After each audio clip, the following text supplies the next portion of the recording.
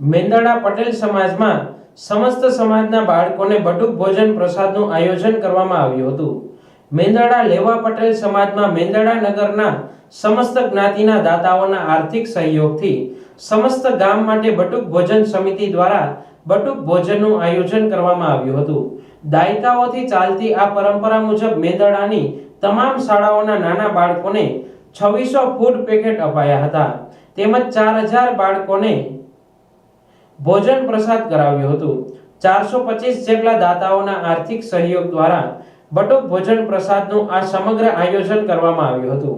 આ પ્રસંગે આમંત્રિત મહેમાનોને એક પંગતે બેસાડીને શુદ્ધ ઘીમાં બનાવેલ મોહનથાળ, લાડુ, ભજીયા, સૂકી ભાજી, દાળ, ભાત, ચણા તેમજ છાશ વગેરેનું ભોજન અપાયું હતું।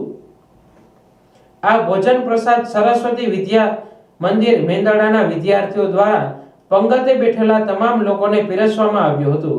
આ બટુક ભોજનની સેવા પરંપરા છેલ્લા 75 વર્ષ કરતા પણ વધારે સમયથી અવિરત ચાલી રહી છે।